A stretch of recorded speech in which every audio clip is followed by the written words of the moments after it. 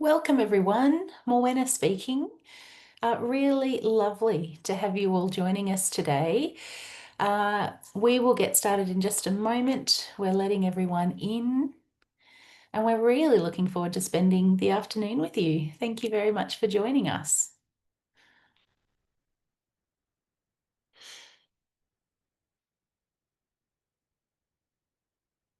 So, we are here to talk about all things accessible marketing and communications today. We've had a huge response to this session. We have over 100 people registered to join us, which we're really thrilled to see the level of interest in this topic from across the Tasmanian arts community. This is part of a broader project that's been supported by Arts Tasmania, and we'll share a little bit more about that in a bit. But just want to give Arts Tasmania a shout out and our deep thanks for them in making this happen and getting all of us here today. So thanks, Arts Tas. And I can see Dave on the call, which is great. So, of course, before we go any further, want to take a moment to ground ourselves in the place that we find ourselves this afternoon, and acknowledge the country and the traditional owners of the place in which you are. I'm tuning in today from my home in beautiful Gadigal country in Sydney, and Rosie is tuning in from the island, and she'll let us know when she does her introduction where she's joining from today. I was really lucky last week to spend some time up north in Gamoy in Cairns, and to spend time in an Aboriginal owned and operated local council area called Yarrabah. And for me, it was such a beautiful reminder of the importance of country and what it means to be on country. And for us working in and around the access and inclusion space, it's incredibly important in the work that we do, because there's a huge crossover in terms of our First Nations communities and people with disability. It's a really important intersection that Rosie and I are really conscious of in our work. So, wanting to ground us in that acknowledgement to you guys in the Trawida today as well. So, a little bit of housekeeping. Because we have lots of friends on our call today, we'll be recording in webinar style. So, fear not, it'll just be Rosie and myself on the recording. And you have closed captions available today on Zoom. So, you'll see a CC button on probably the bottom of your screen. So, if you click on that, you should have the closed captions come up for you. We will keep our eyes on the chat today, because just because of the volume and number of you that are joining us, you'll only be able to kind of talk to us through the chat. So we'll make sure we ask you some questions throughout and get you to, let us know you're there.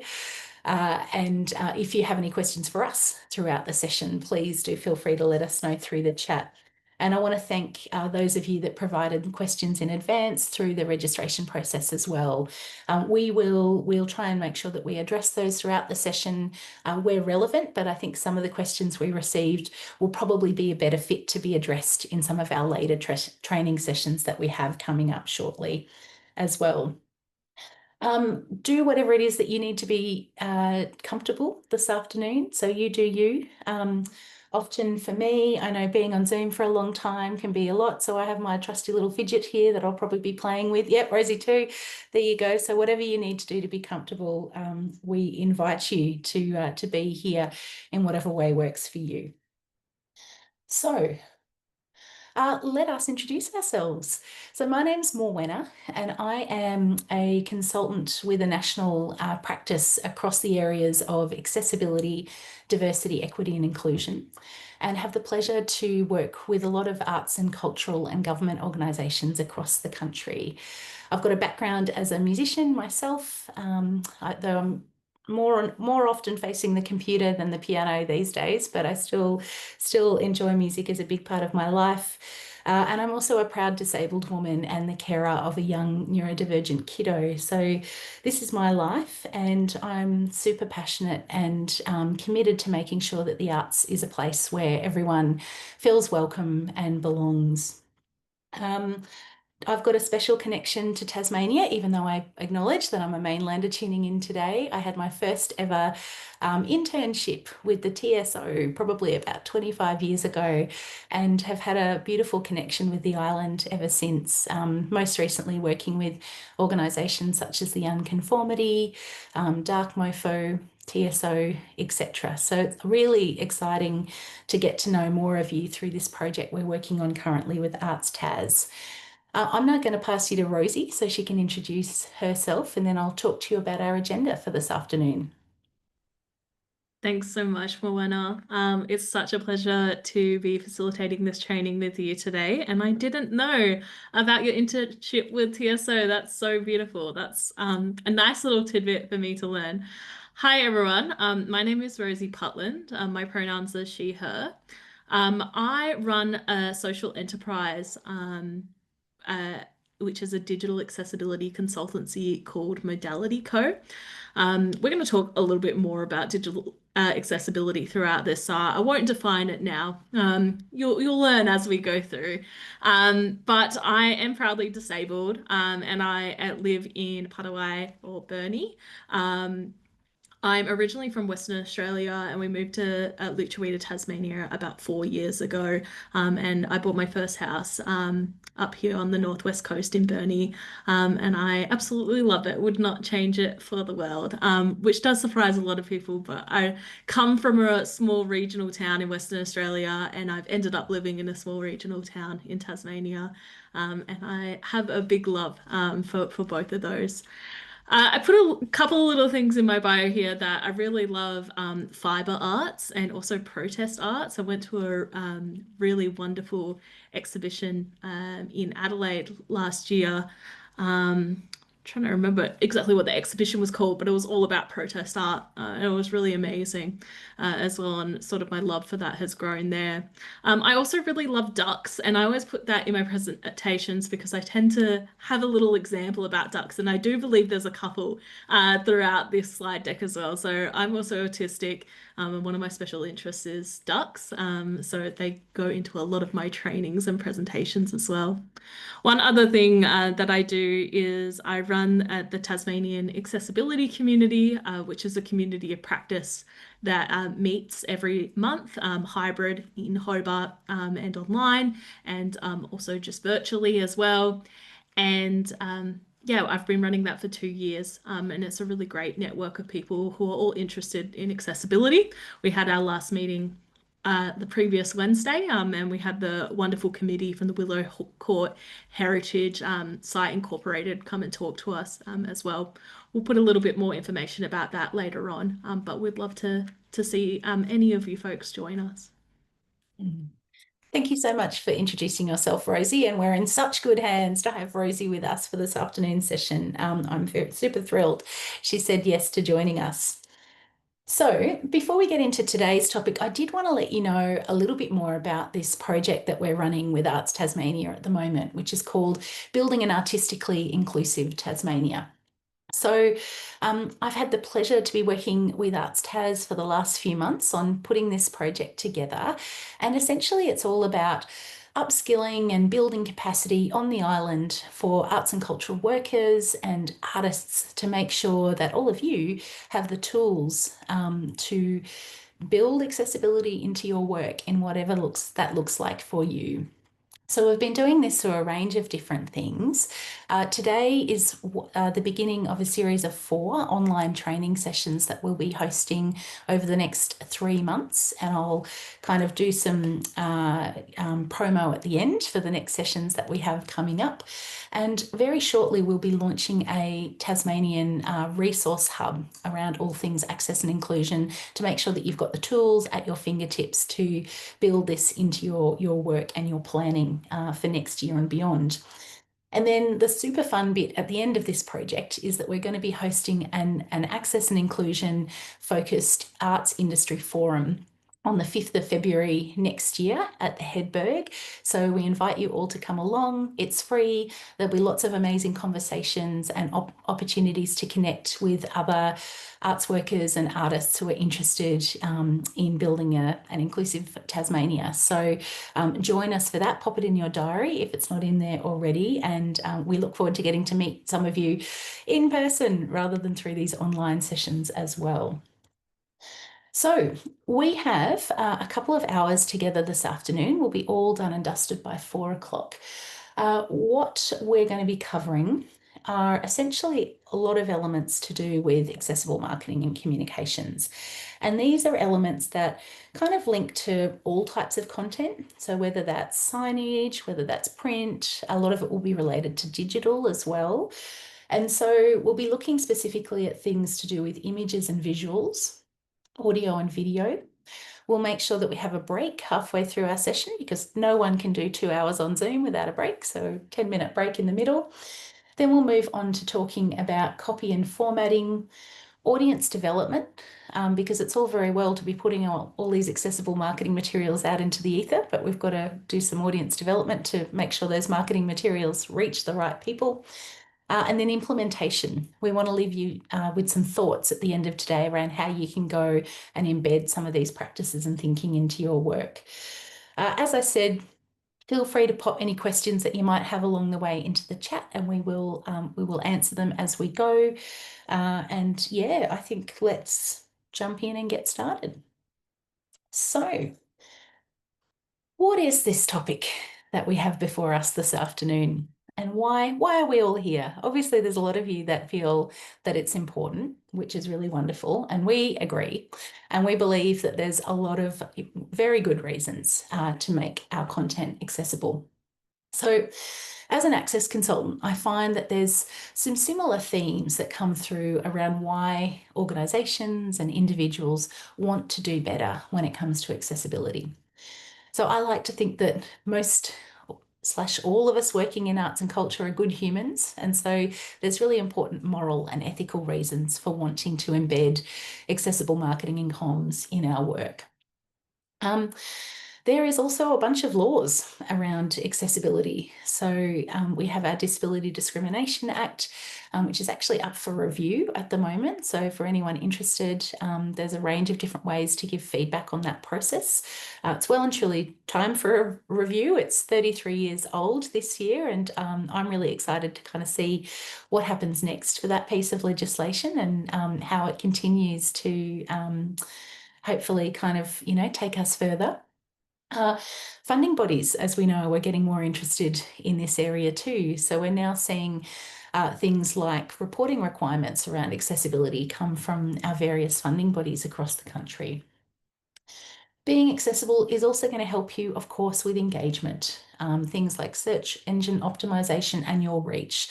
Of course, we all want to reach as many people as possible through our work and have the most number of bums on seats and on all of those good things. So there's a kind of economic argument and a good business case, I think, for being accessible and inclusive. Now, when we're talking specifically around disability inclusion, we are on the rise. More and more Australians are identifying as disabled all the time. And from our most recent census, we now know that this number has jumped up from 18% to now 21.4% of the Australian population are deaf or disabled. And so that's 5.5 million of us across the country. Big jump from what we had in our prior census. And something really interesting is happening on the island, because in Tasmania, you have a significantly higher proportion of people with disability living on the island. So 26.8% of the population has disability. So that's a quarter of your audience that you and artist population that you potentially aren't going to be reaching in the best possible way if you're not being accessible and inclusive. So numbers tell us good things, and I think they're really important numbers to have in our head. And of course, being accessible is not just for deaf and disabled people. There's a whole range of different people in our community that being accessible can reach and benefit from. You might have heard of some principles called universal design, which is this idea that if you design things well for people with disability, everyone benefits. I'm yet to hear of anyone complaining about anything being made accessible.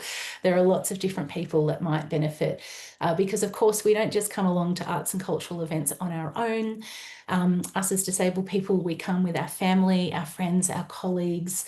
It's the person that's broken their leg the week of your theatre performance. It's older people in your audience as well. And we know there's particularly in some art form areas, a higher proportion of older people that attend our events. It's parents. I thought I knew a thing or two about noticing things like step-free access, and then I suddenly tried to start pushing a pram around Sydney and I noticed a hell of a lot more around access. So parents really benefit from accessibility too. And when it comes to accessible information, which is a big part of what we'll be talking about this afternoon, that can also be hugely beneficial for people who might come from different backgrounds, cultural diversity backgrounds, people of colour, people that may not have English as a first language. Lots of people that really benefit from information being clear, easy to read, easy to understand. So lots of important reasons. Now, we're going to jump in and get started talking about digital accessibility. So this is really trying to remove at its core any barriers that might prevent people with disability from being able to equally access digital products and services, whatever they might look like.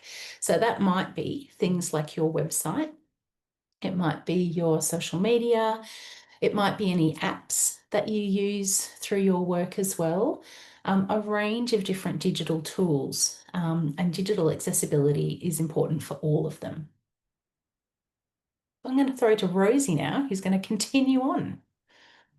Thanks so much, Moena.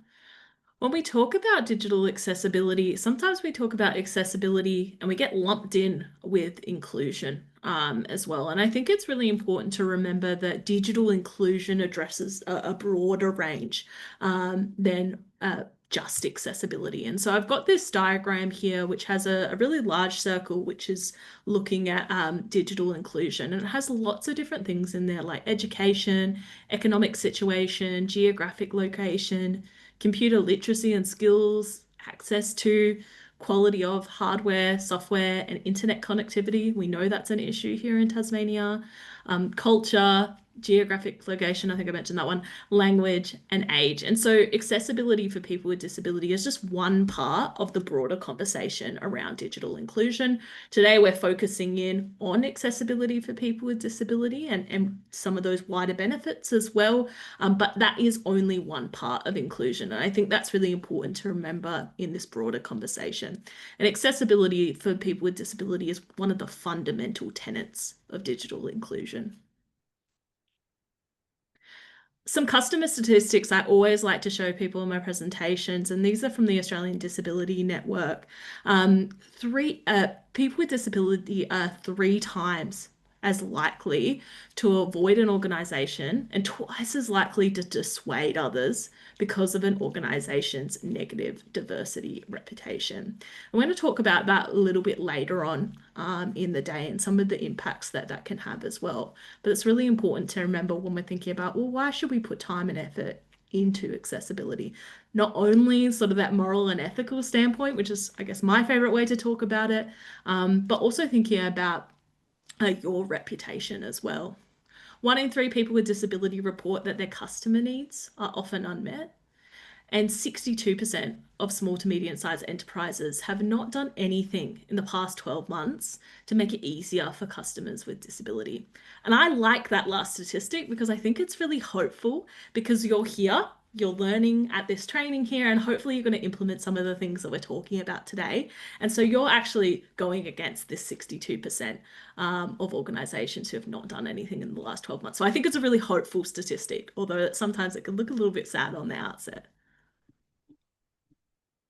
I wanted to go through just a quick sort of scene setting and thinking about some of the barriers that people might face when accessing content online. So the first barrier that we've got there is someone who is blind or has low vision, missing out on information in an image because no alternative text or image description has been written. So especially as arts organizations, we love to put these lovely, beautiful artworks, and we're very visual people often, but sometimes that can cause people to miss out on information. And so that's one thing we're going to talk about today, is alternative text. Another example that we've got there is someone who has low vision, who's not able to read text due to low contrast. And if you have maybe really strong vision, you might be able to see the example on the side there, which is a really light colored yellow with some text on it that's white that says, "I'm low contrasting text." It's really tricky to read. And sometimes when we can be arty or creative and we want to have these beautiful colors, but we don't think about how the text is contrasting, and what the reality is for people who have low vision or someone who's a bit older, or who's wearing glasses, who may not be able to read that text on our website or on our social media. Some other quick examples. So thinking about someone who is deaf or hard of hearing, who's blocked from watching your video without captions. Another example there is someone who has arthritis, who uses voice control, who can't use their workplace intranet because buttons are coded incorrectly. So that could be talking about someone who's using voice control, which is a type of assistive technology, and using that to actually navigate around on their computer, which is a really cool piece of assistive tech when it works well. And James has put a great comment in there about how if you're in a region with poor internet connectivity, using alt text also helps people be able to read what the image is, rather than having the image having to load in and using lots of bandwidth as well. Some other quick examples, someone who has dyslexia, who can't access information because there isn't an easy read version available.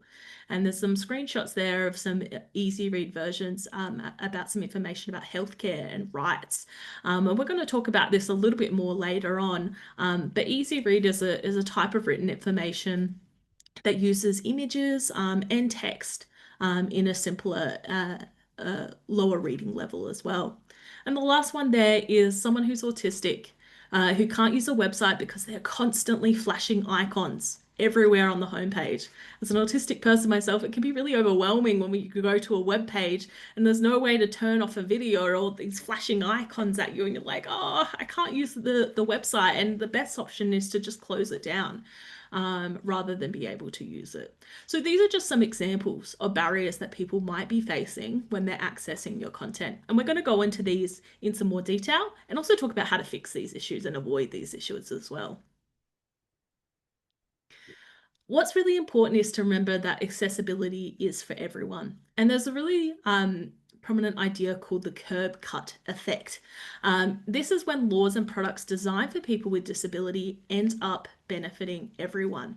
And we can see this play out in the physical world from the actual curb cut. So there's a photo on the slide right now of the cutout towards the road, so that people can access the road safely without bumping down the curb. Moana mentioned before using a pram and not noticing how many places weren't step-free until you had a pram with you.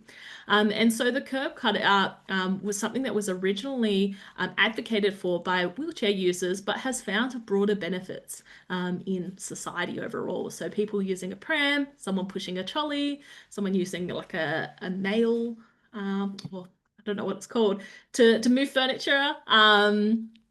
There's lots of different benefits to people who don't have to bump down the curb and can safely cross the road. And particularly in arts venues, Rosie, I think it makes me always think about people loading in with lots of gear. Yes, yeah, absolutely. And we can see the curb cut effect play out in digital spaces as well. So again, when laws and products designed for people with disability end up benefiting everyone. And so this example, this is from Bernie Arts, a little screenshot that I've got there of a video about the Apolog aisle. And we can see that there's captions on that video.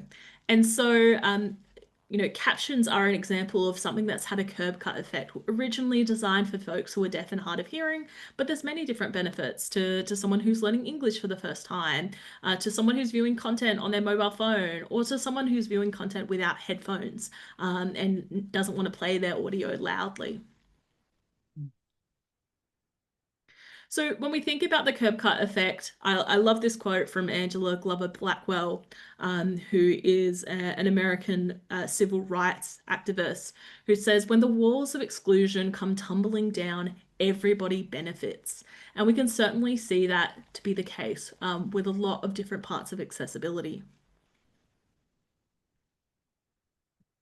And so I want you to think about now, and you can pop in the chat. We won't have time to read all the answers, but we'd love for you to pop in the chat if you can think of any examples where the curb cut effect might already be happening in your community. And I put another example here of a door that is an automatic door that has a button on it. So people who aren't able to pull the door, which might be really heavy, are able to have that door open for them.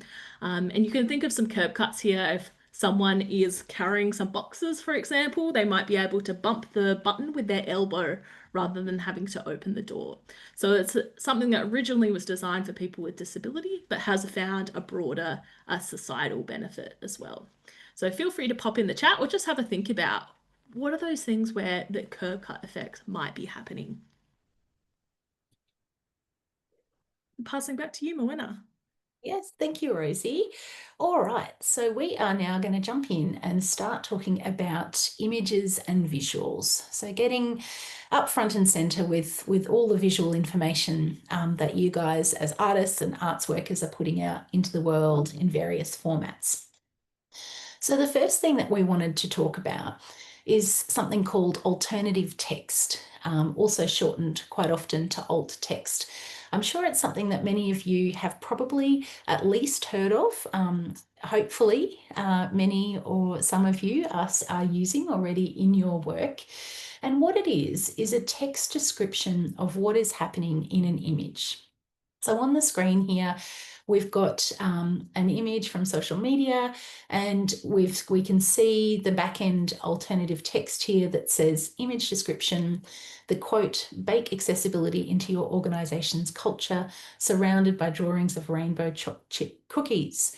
So we have this real habit in the arts of conveying a lot of information visually. I do a lot of work in the music industry, for example, and so often things like "when your gig is on" might be shared on social media purely by an image of the picture of the poster. And if that doesn't have alternative text in the background, that image will not be able to be read by a range of different people and that information conveyed to them. So what alt text does is it enables particularly people who are blind or have low vision, who use a screen reader, to be able to perceive important visual information that's given through imagery.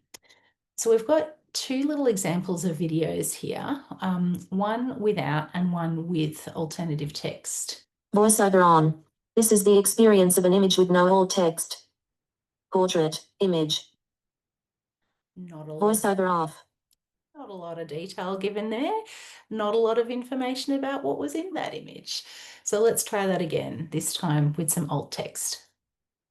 Voiceover on. Tap, look at how much better it is with alt text. A flock of wild ducks walking together. One of them is quacking loudly. Image. Amazing. And Voiceover off. And Rosie told us there was going to be some duck content in this presentation. So here it is, the first arrival of some ducks. So have a think for a moment about how often you're conveying information through images, and just, what that experience of not having alt text would be for anyone who uses a screen reader in particular. Now, there's a range of different types of images that we use in our work. So there's two distinctions that we're going to talk about next. The first is what we call an informative image.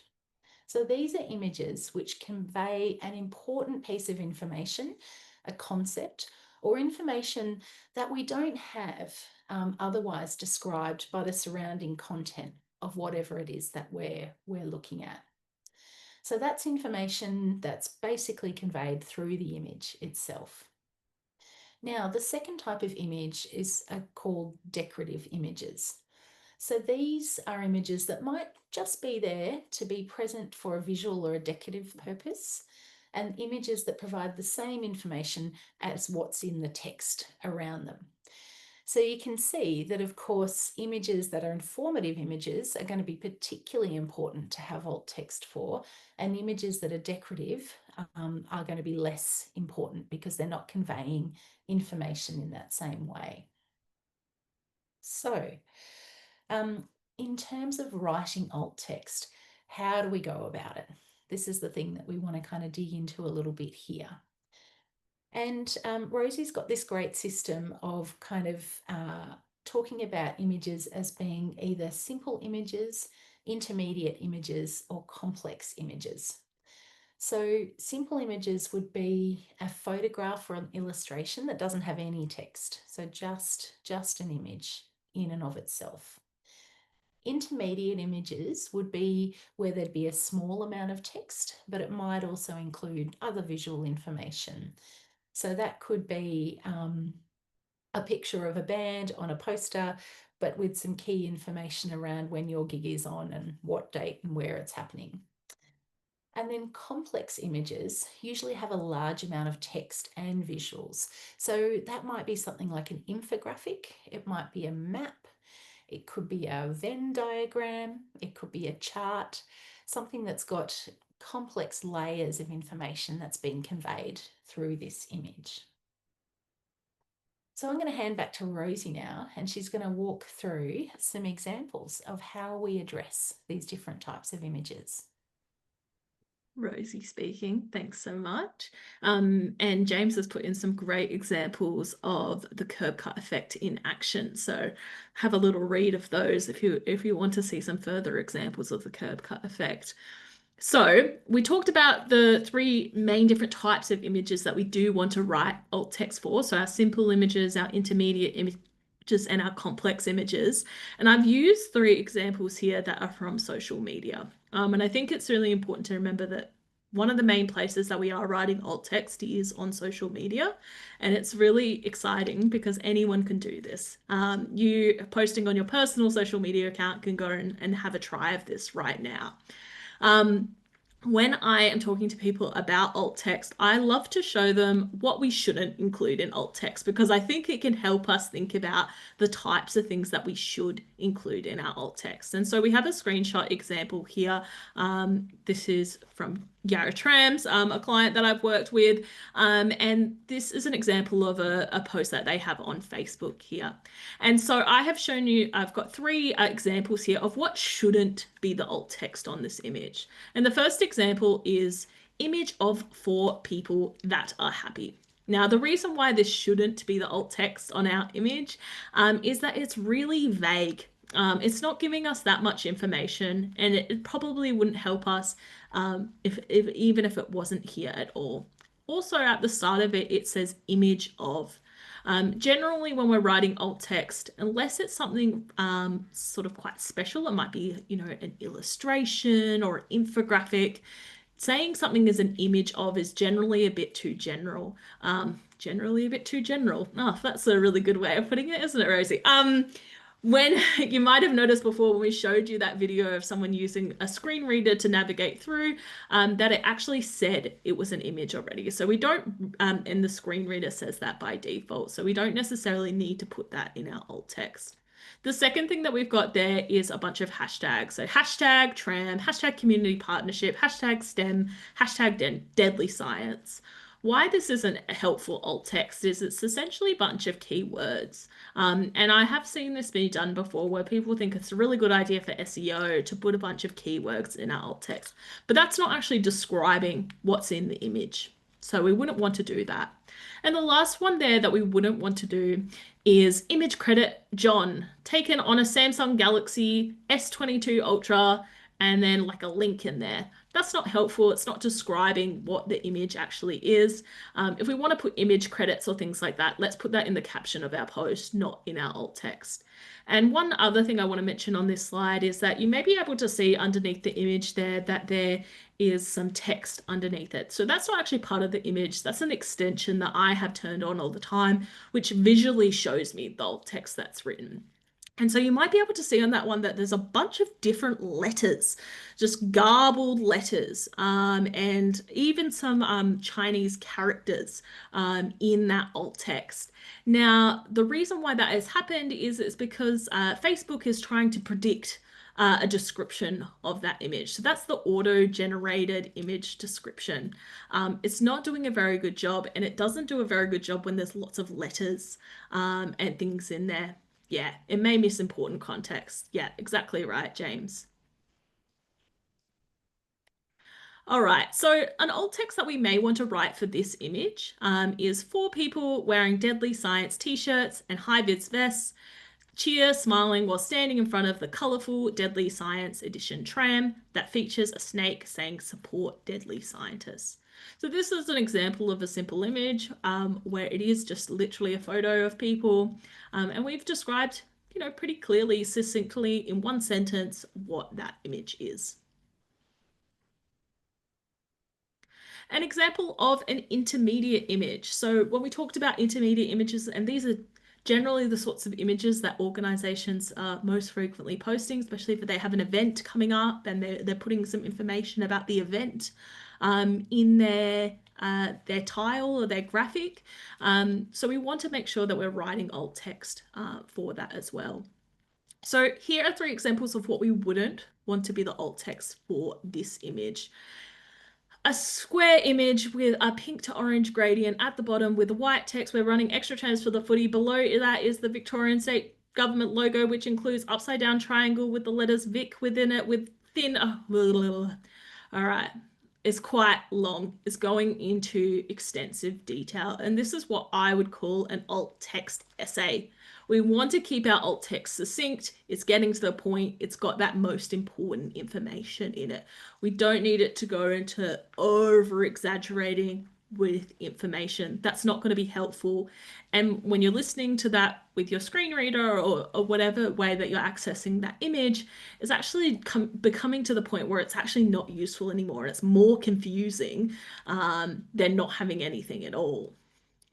The second example there is just we're running extra trams for the footy, which is that main body copy text that we have, the main text in the image, but it's not providing quite as much detail as we would necessarily like to in the alt text. And the last one there is people watching footy at the MCG. And so there is a photo of people watching footy at the MCG, but that isn't the only information that's in that image. I provided 2 examples here of how you might write the alt text for this image. It can really just depend on sort of what your style is within your organization or how you prefer to write that alt text. But both of these provide a good description of what's in this image. So the first one is a little bit more sectioned out. So it says, text states, we're running extra trams for the footy in partnership with the Victorian State Government and Public Transport Victoria. Visual shows people watching the footy at the MCG. So we're still getting both of those pieces of information. It's segmenting it out a little bit more. My personal preference is the second option, which says, we're running extra trams for the footy in partnership with the Victorian State Police, State Government and Public Transport Victoria, so you can join your fellow fans at the MCG. So it's a little bit more integrated and still sort of showing that main message. But both of these are acceptable ways to write alt text. So the last example I have here is, what happens when we have a complex image? What happens when there's too much information in an image to capture in an alt text? Alt text fields do have a character limit.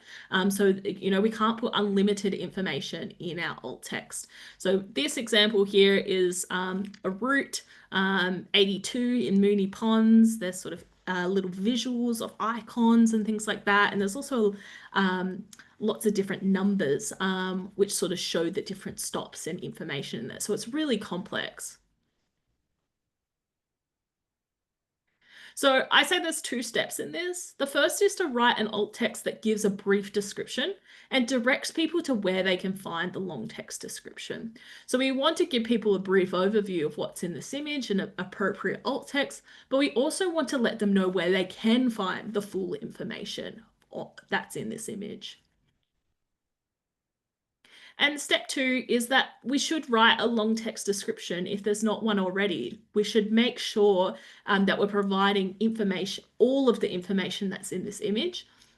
And we might want to link them to a page. So we might be linking them to a web page that has that full information.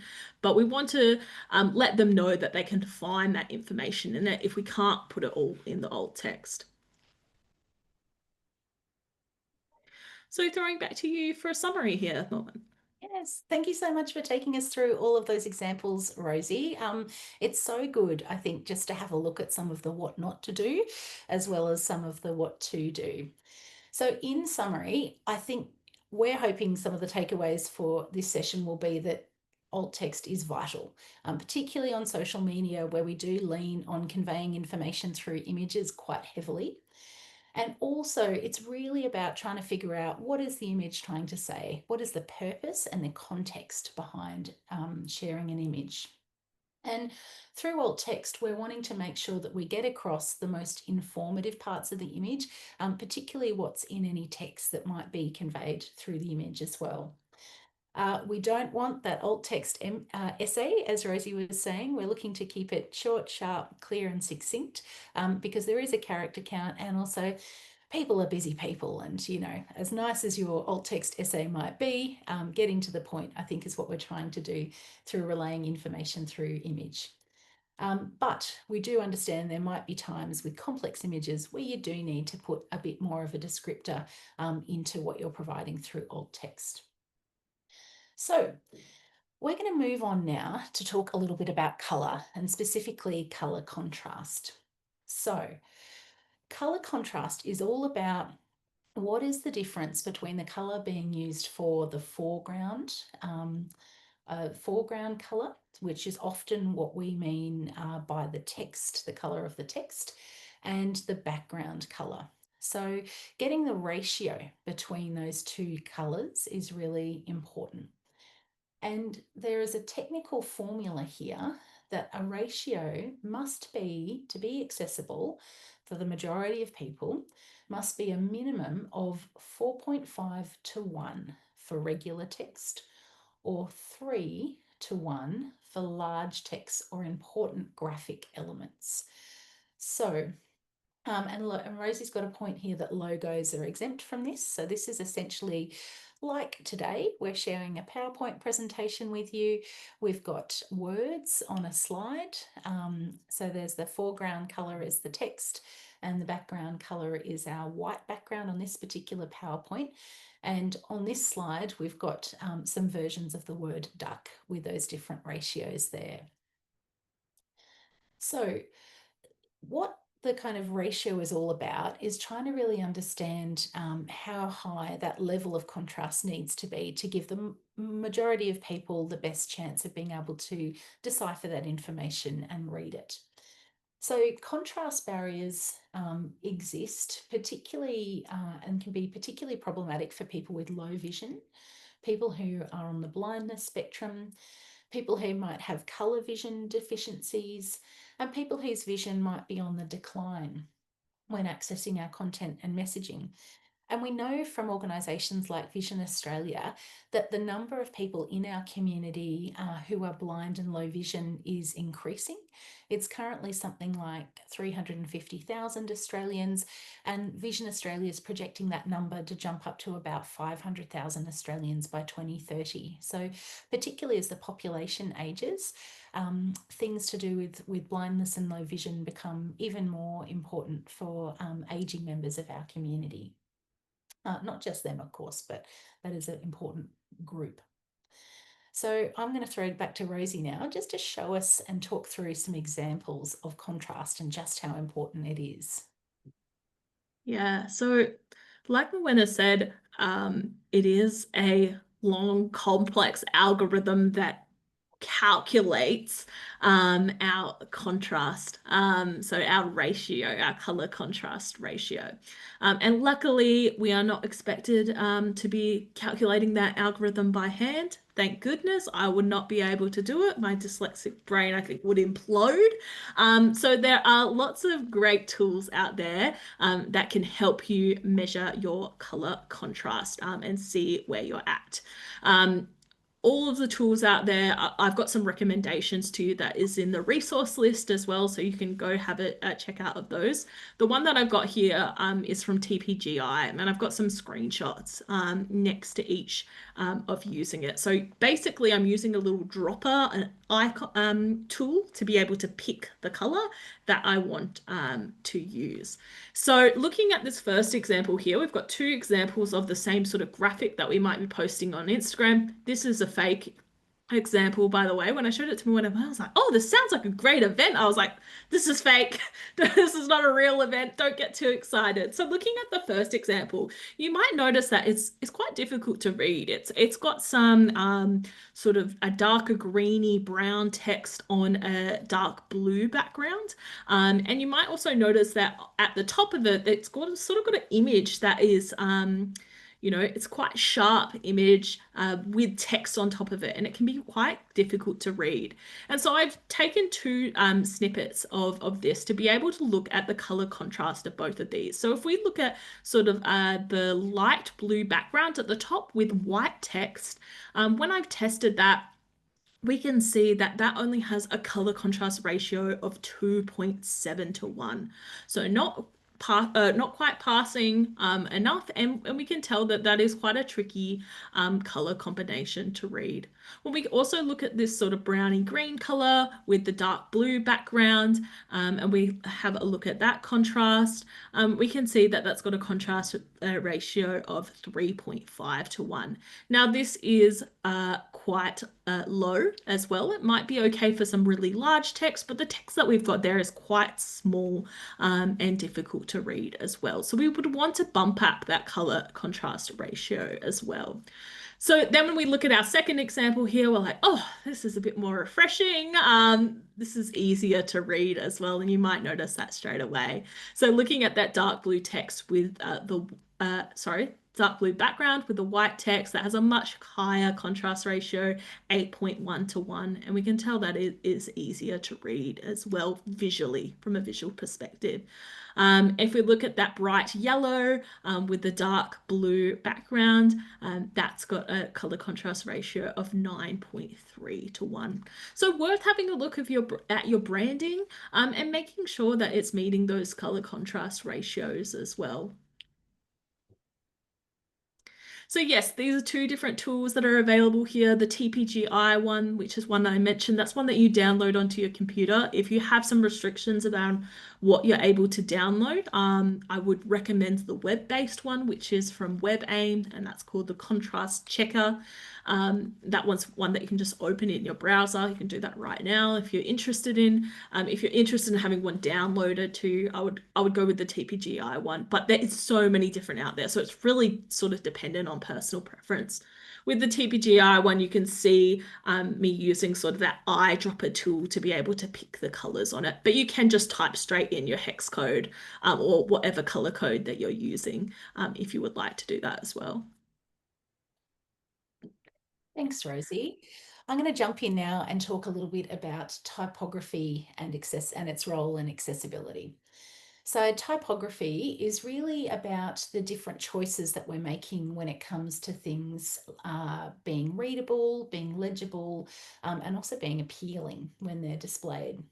So the arrangement of type is really about things to do with typefaces, so different font styles, point sizes, so font sizes, how we align our paragraphs, the length of lines that we're using, and line spacing as well is really important.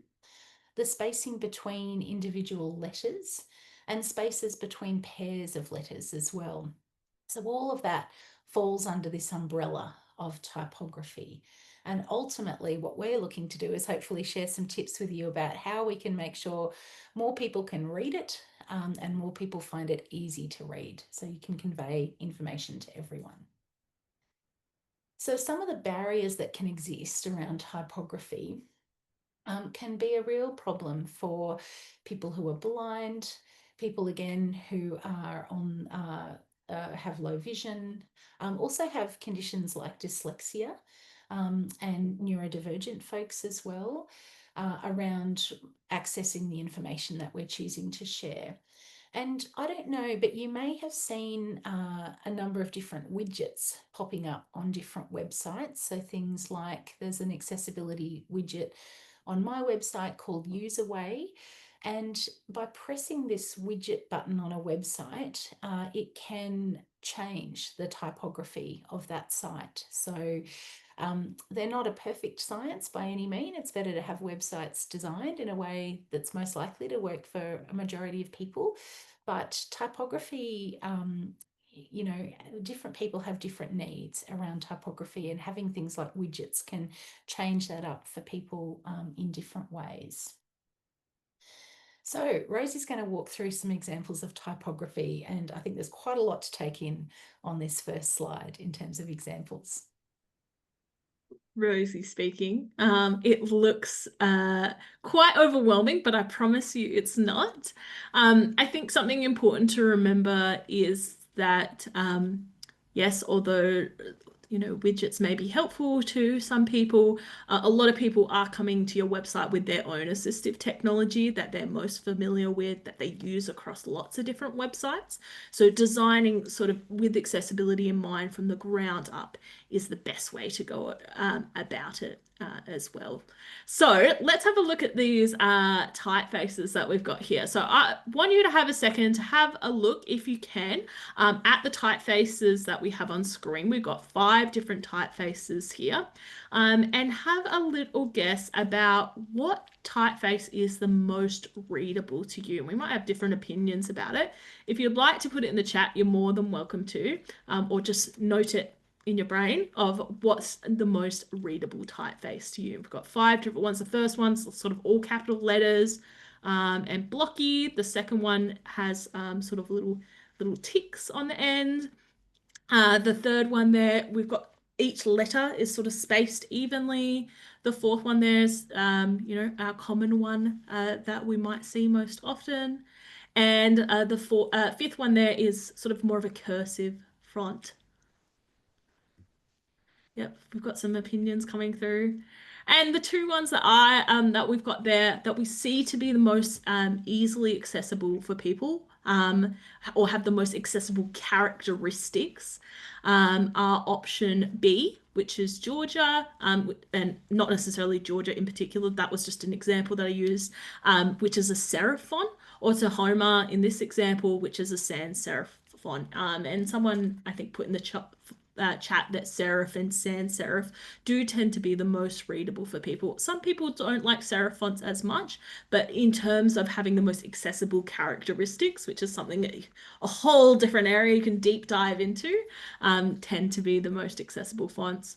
Whereas fonts like display fonts, monospaced fonts, and script fonts do tend to be more difficult for people to parse. All right, moving on from fonts, something else we need to consider is also paragraph alignment.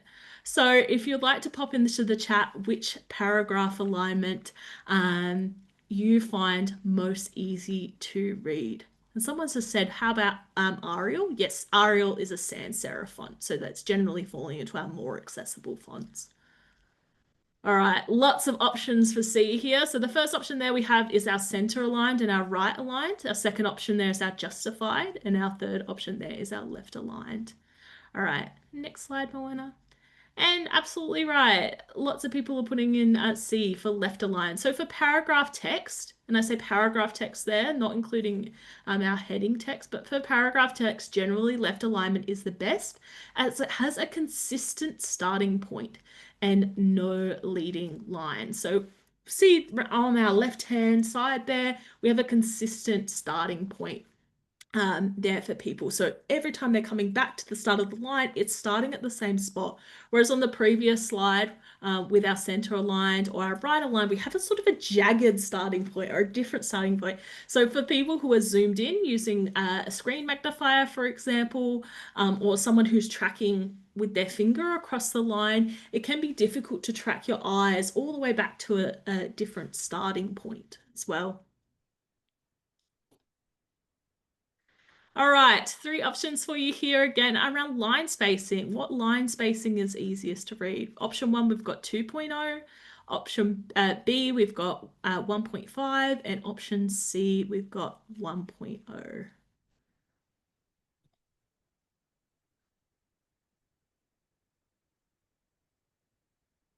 All right, see some answers there. All right, and next. Yes, 1.5. Yes, B. Well done, everyone. So ideal line spacing for readability is 1.3 to 1.5. We find that 2.0 or sort of going above 1.5 can be quite difficult for some people to read because of the larger spacing. And when it's a bit too squished, some of the words can blur together, especially for dyslexic folks like myself. All right. Thanks, Rosie. So in summary, we're looking for that nice, strong, clear background contrast, a text and background contrast. So 4.5 to 1 or 3 to 1 being our ratios to keep in mind.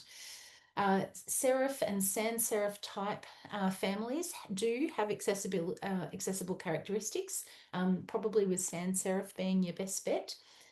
Paragraph text, we want to see that left aligned, and our ideal line spacing is 1.3 to 1.5, and aiming for a maximum number of 80 characters per line. So we're going to move on now and talk about video and audio before we have our break. So the first thing that we want to talk about with video and audio are captions. So captions are something that I think have kind of become a lot more popular in the last few years, particularly as we've been doing things like watching social media videos on public transport. Now that we have our streaming platforms at home, a lot of us I know are leaning into having that CC button on for a range of different reasons, whether it's screaming kids in the background or all sorts of other things. These captions are so important because, if I get my stats right, it's something like 1 in 6 Australians have some form of hearing loss. So it's a really big proportion of the population that benefit from captions. And I know now that our family is just in the habit of having captions on most of the time. And it's part of how my 6-year-old has learned to read, is having the captions on. So lots of benefits to captions. Just so we're all clear on what they are, they're that text-based alternative to audio and that are displayed in real time on a screen. So captions are doing our spoken dialogue and the narration that's happening.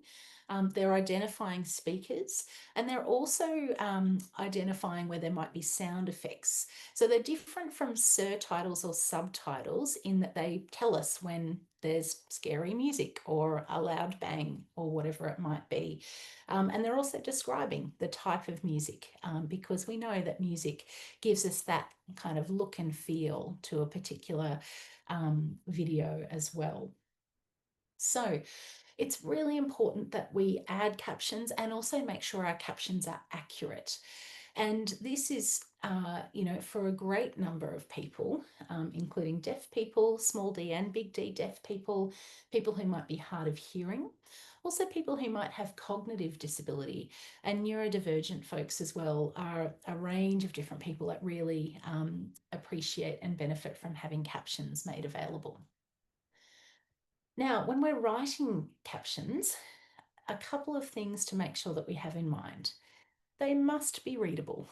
I know that sounds really obvious, but so often we might see captions happening over the back, over a really busy background. So it can be really good sometimes to have that kind of clean color block background behind captions so that they stick out from the image that might be behind them.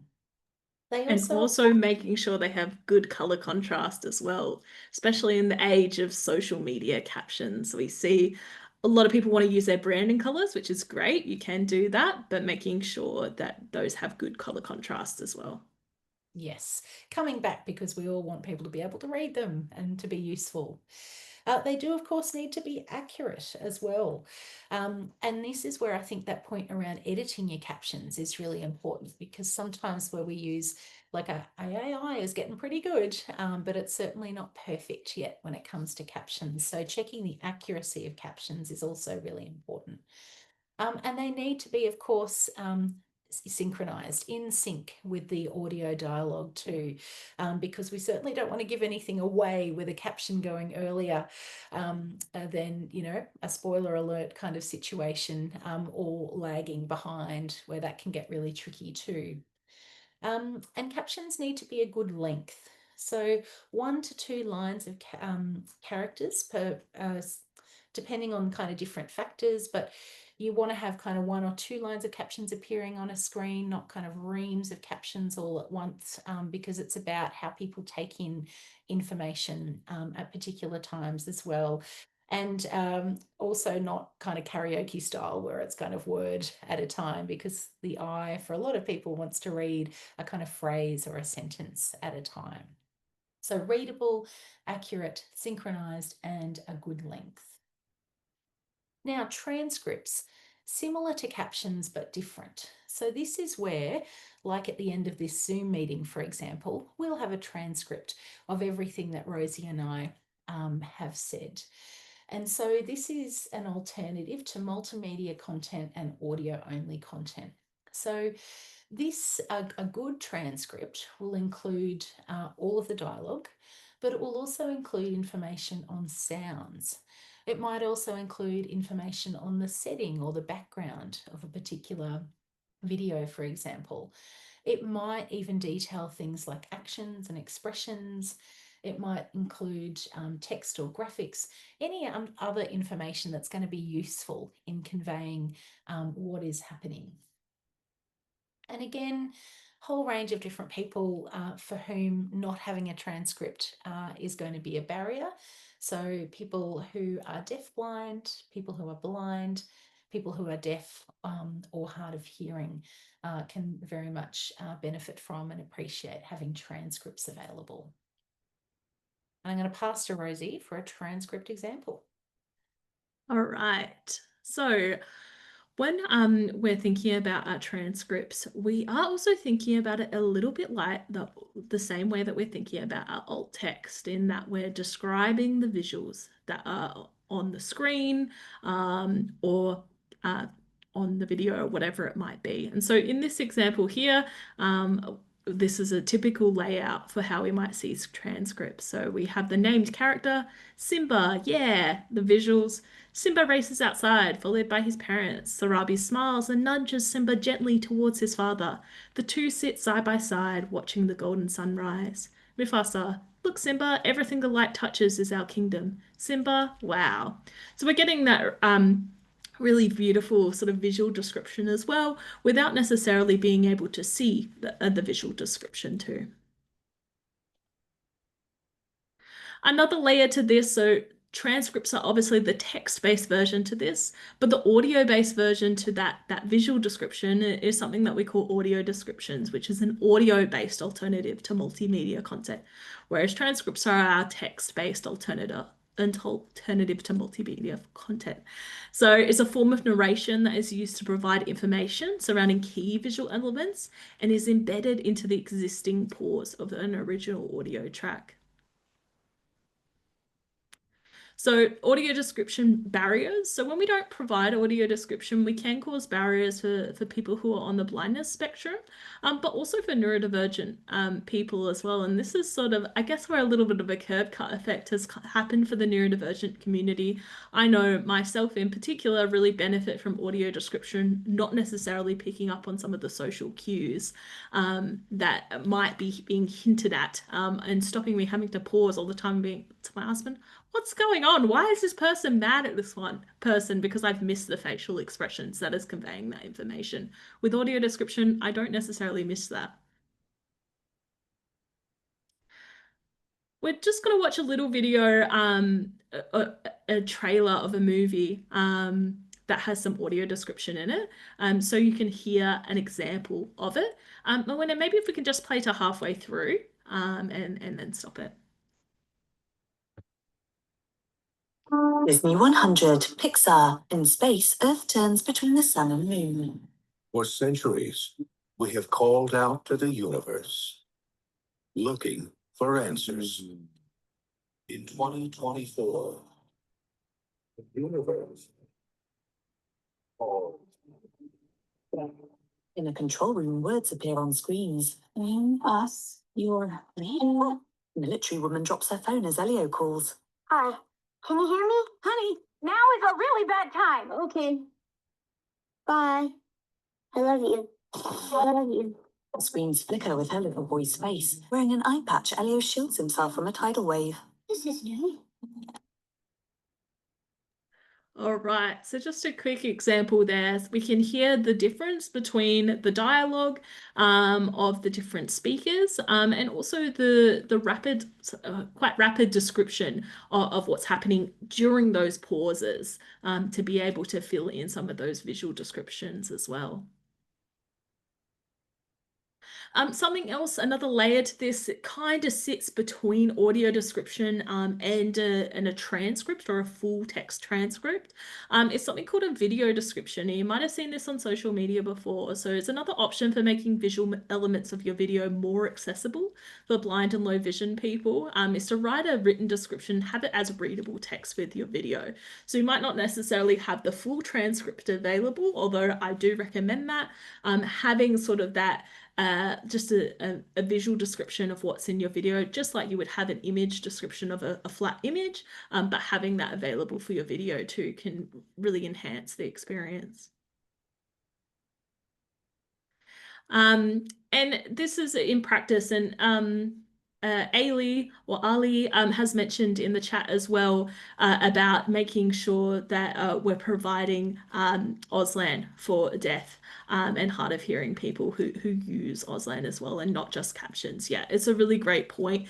You know, captions and transcripts are providing an English alternative and not providing a sign alternative as well. So where Auslan versions are appropriate and possible, and if we can make them appropriate and possible in as many places as possible, then that's absolutely the way to go. Captions, transcripts, and Auslan make sure more people can access your message as well. Do you just want to play this short video here? Join us for Inclusive Futures 2026, a morning of expert panels, networking, and fresh ideas to make the workplace more accessible. Don't miss it.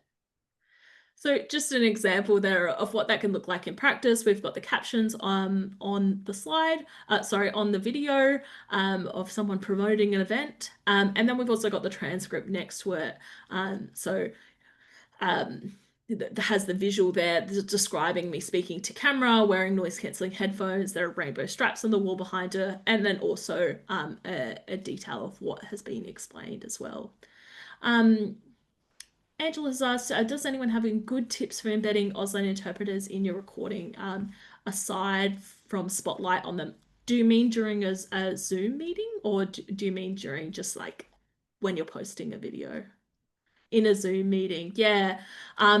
It's such a tricky thing to make sure that the Auslan interpreter is also recorded. Spotlighting is the best way that I have found and to make sure, and also not having the host record, I have found that is to be helpful as well. So having a co-host record, spotlighting them and pinning them, trying to do everything possible to make sure that they are there. Zoom has also released a new setting at the moment where you can actually invite someone specifically as an interpreter, and that will make sure that they are in the recording as well. I haven't tested that yet. It's only a new setting, but hopefully that will help. Yeah, that's true. Hopefully they will add Auslan, or that's able to help overall. Well, in summary, I think what we'd love you to take away from this section is that captions are really important and we need them to be accurate, readable, and synchronized. Transcripts are also a great thing to have, as well as audio description and video descriptions too. And thank you, Rosie, for being the guinea pig and kind of giving us that example of it all coming together at the end with yourself as our subject. So what we're going to do now is we're going to take a break. So I'm going to suggest, Rosie, that we might kick off again, perhaps at 3:15 Australian Eastern Standard Time, so slightly less than 10 minutes. But for people that do feel that you need a longer break, go and do whatever it is that you need to do. But we will kick back off and commence again at 3:15. So thank you, everyone, and we will see you again very soon.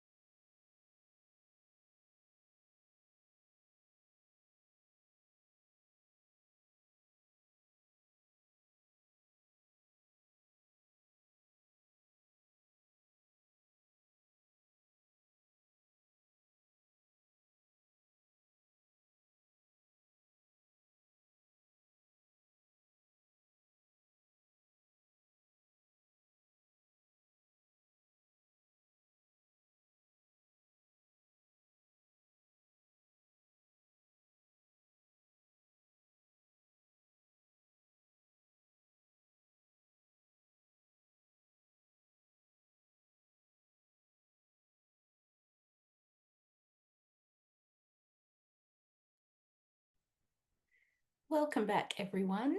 We might remake a start so that we make sure that we get you all done and dusted by 4 o'clock this afternoon. So the next thing that we would like to talk to you about in terms of our marketing comms session this afternoon is copy and formatting. Two very important things to consider in terms of how we convey the messaging and the information that we want to get across to people. So you've probably all heard this phrase, plain language or plain English. In fact, some of the people on the call have probably been subjected to a plain English course at some point in your working lives. I know I certainly have. And there's some great kind of things just to use as a refresher, or if this is the first time that you're hearing about this, to have in your mind to make sure that what you're writing is going to be best able to be communicated to the broadest audience possible. So when we use plain language, it's a direct style of writing, which is really easy to understand. Who doesn't like to understand information easily? No one. Super, super important. In terms of literacy skills, we find that for something to be classed as plain language, it's in and around that year 7 to year 9 level at school. So you're sort of 12 to 14-year-old, 15-year-old person, kind of roughly, is where we're wanting things to be sitting information-wise. And this isn't kind of a special alternative accessible format version over here. We want this just to be embedded across everything that we're writing, everything that we're sharing in terms of content and language style. So the thing is that when we use language that's complex, we're potentially putting a whole bunch of different barriers and roadblocks in the way for a whole range of people. That might include people with cognitive or learning disability, might be people with lower levels of English literacy. And we certainly know that sometimes I think we can make assumptions about the average kind of rate of English literacy for people across Australia. Neurodivergent folks also really appreciate direct and clear language. I certainly know my 6-year-old neurodivergent son certainly does. And also people with limited time and capacity. A lot of us just want things to be clear, succinct, and cut to the chase. So I think perhaps the arts isn't quite as bad as some other industries in terms of overly using complex language. I'm looking at you, academia, and you maybe areas like science. But I know sometimes we can overcomplicate things. Sometimes we can use a lot of jargon or acronyms and things in our work. So plain language, having that kind of year 7 to year 9 person in your head that you're targeting at for plain language can be really helpful. So some of the things that are the techniques that we build plain language around. Our key techniques here, the things that we'd love to see you use to ensure that your English is plain language, are things like short sentences, short paragraphs, simple everyday words.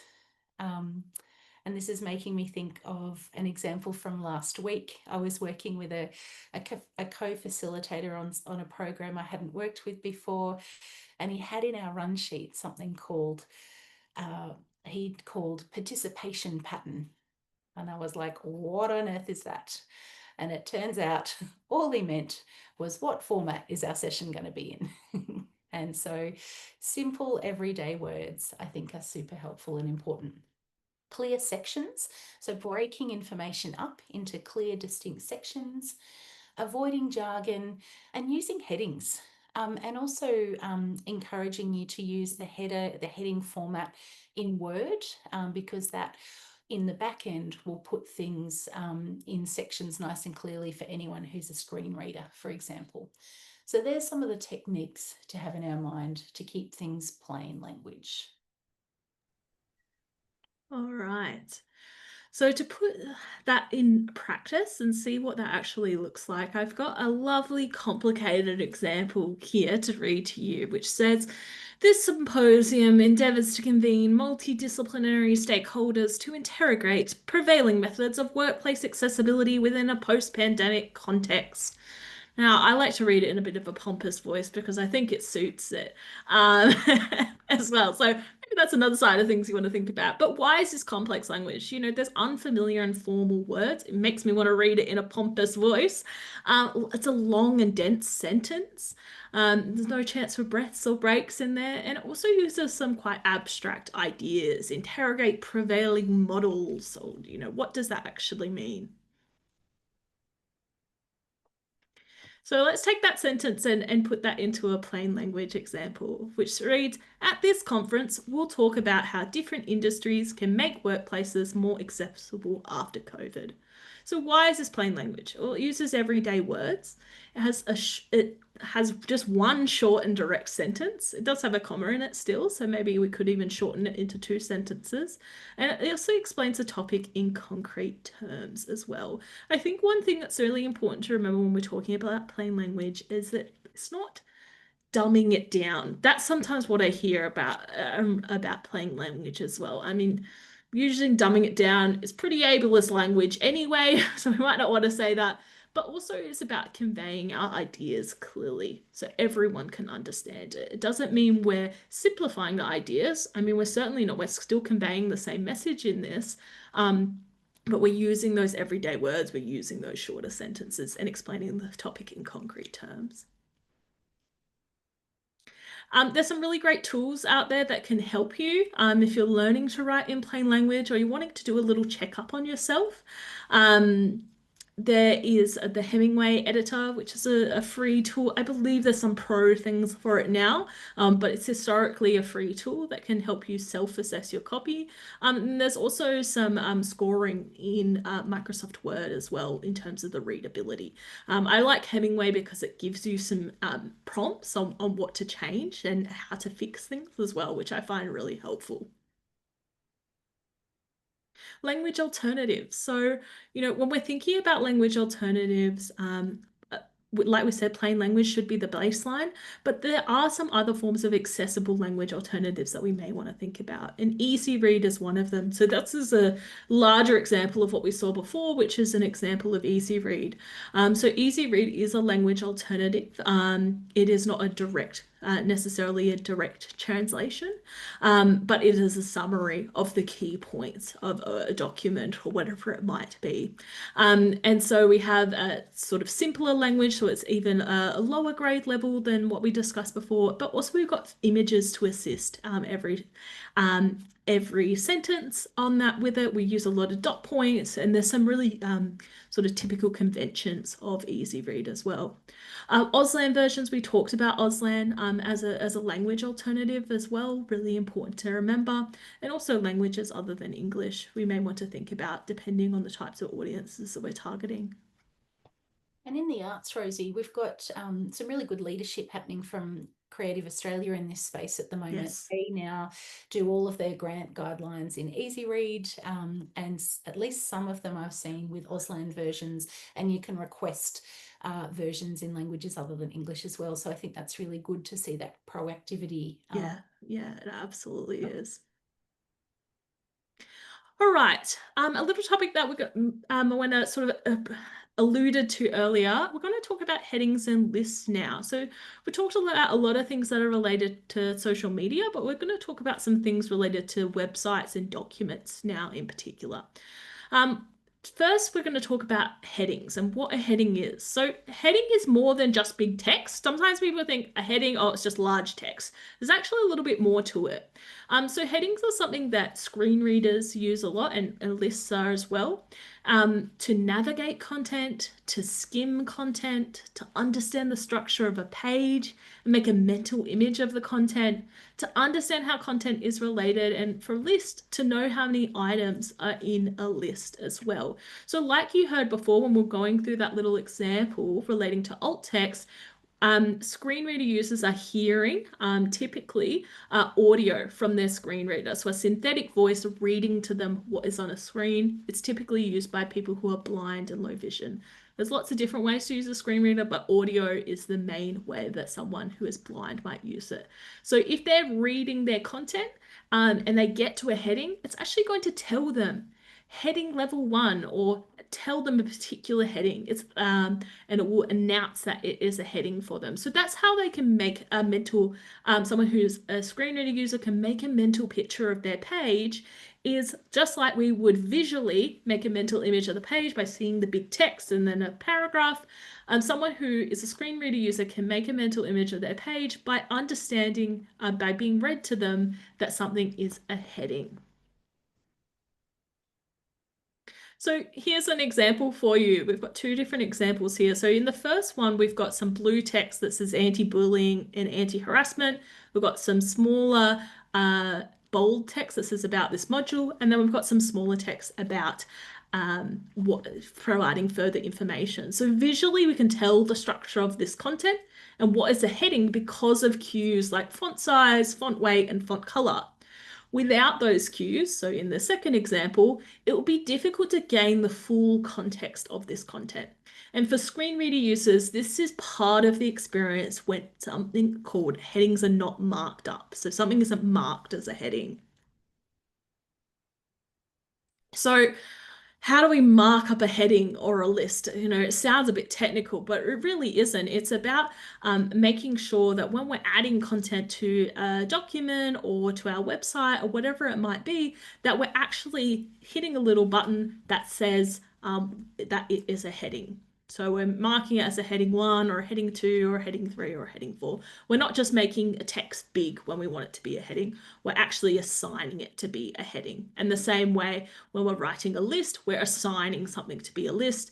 We're not just putting a dash or something in front of it.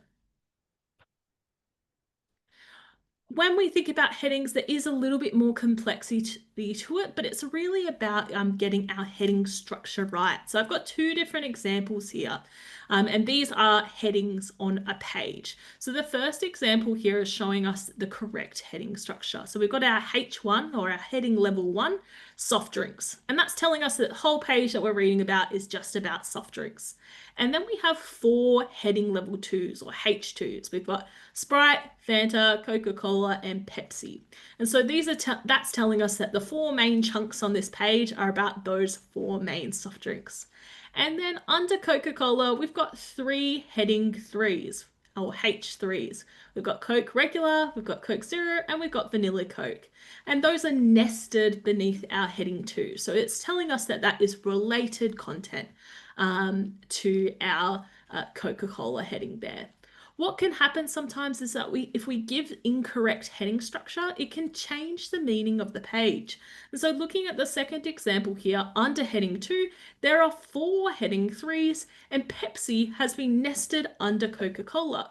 So in this example, it may seem like Pepsi is a type of Coca-Cola. And we know that to not be true. Coca-Cola is its own separate brand and Pepsi is its own separate brand as well. So it is incorrect heading structure and it's not conveying the actual correct message of the page. And so sometimes that can happen. This is a really simplified example, but if we think about, I always think about something complex like insurance, where it's really important to understand how information is related. If those headings are not correctly marked up and assigned correctly, it can be really confusing to understand the context of that information and how it's related.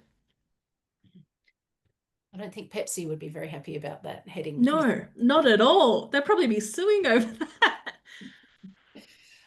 So in summary, headings and lists are really important because of that contextual understanding, the ability to understand and interpret information correctly, particularly in this case for screen reader users. And I think it's really helpful to kind of think through how screen readers do access information. So they use headings to help navigate, like all of us do with documents.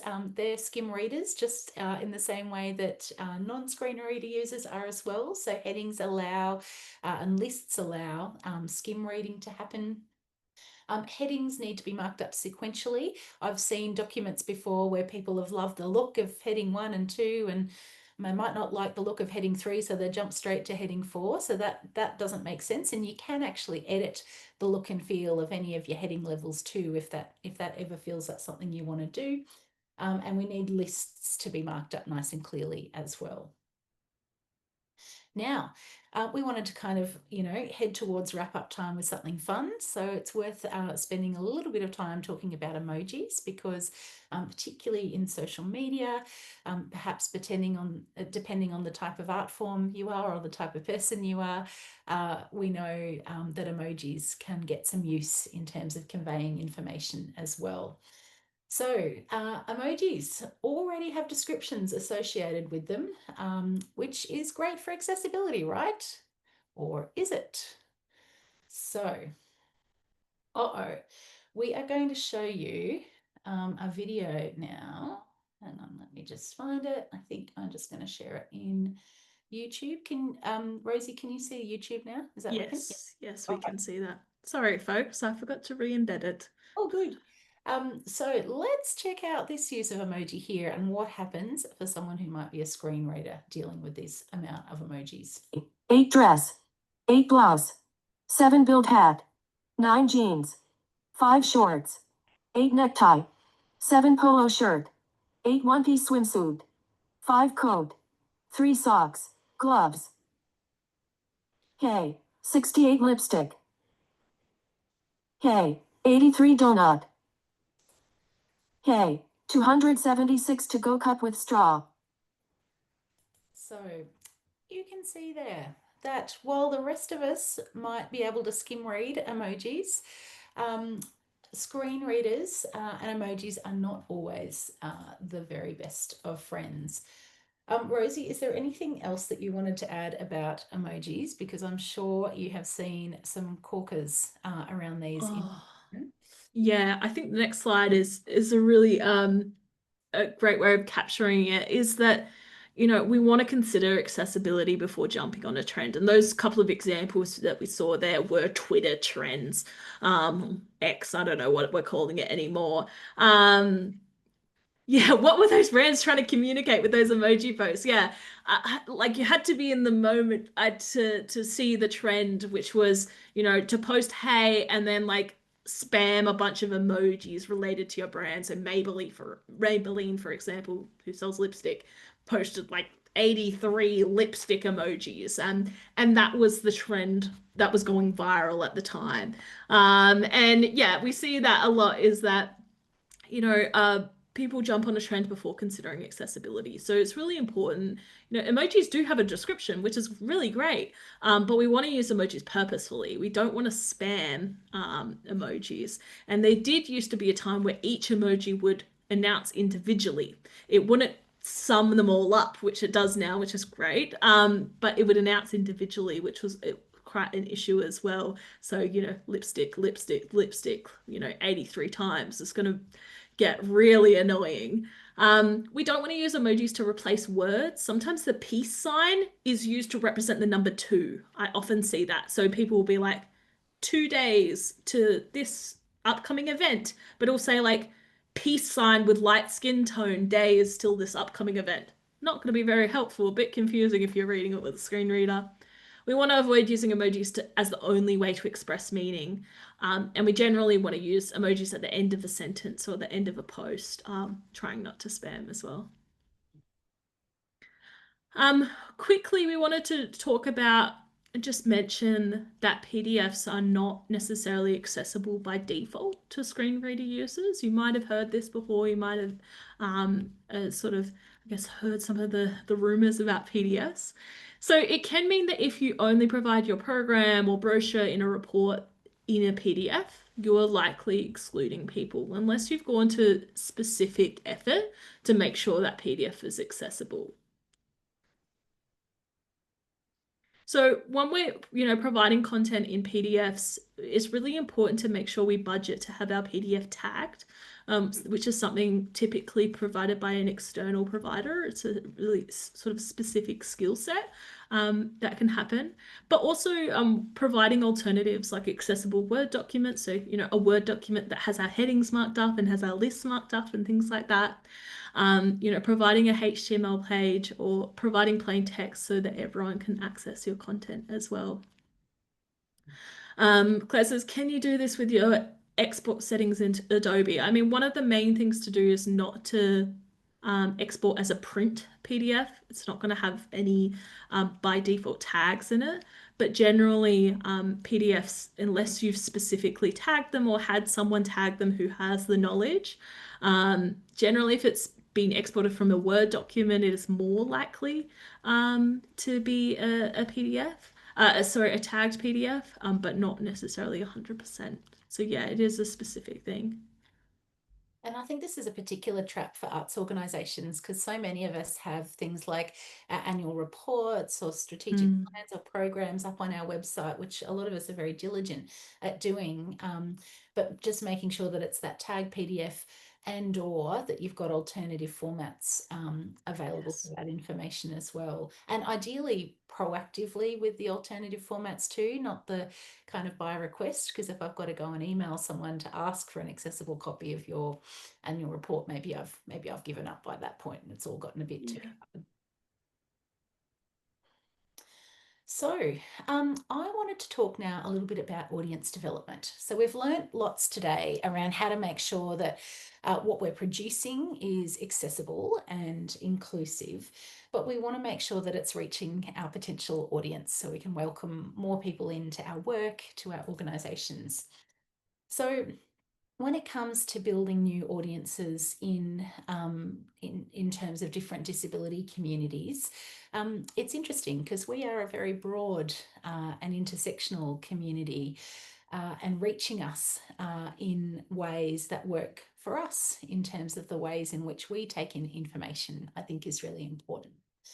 So I would say where I've seen this to be really successful is when people have invested time and energy into this process of audience development. So committed to it, to doing it over a period of time, not just kind of trialed it for one event or one festival and then gone, oh, well, had a quick go at that and that didn't work.